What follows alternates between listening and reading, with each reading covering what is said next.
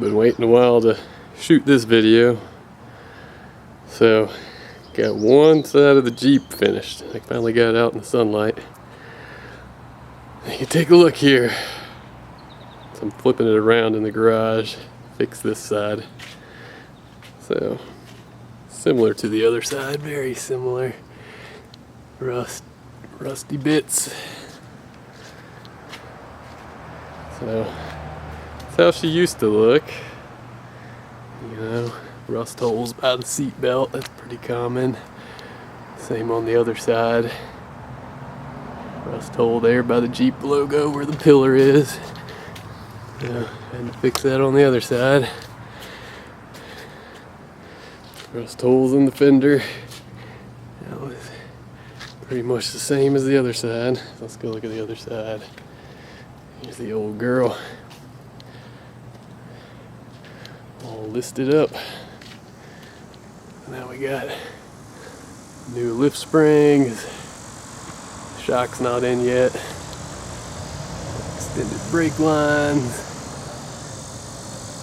Painted frame. Patched this fender.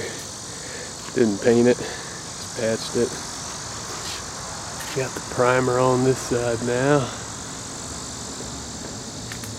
Gonna fix that hole where the seat belt is. Fix the A-pillar hole. See if it'll adjust. Yep, okay. Yeah, there's the A-pillar hole. Got that patched up and welded in. Still gotta paint the floor pan. Got the B-pillar base patched up, welded in. Couple of patches in the side, but got that side all bondoed up and straightened out. New springs, new body mounts. You know, patched up that little box in the back. Got the body mount on it. Patched that area in the floor there. Patched this spot in the back corner here that was rusted through. You know, before and after. Try to get the color. Yeah, before.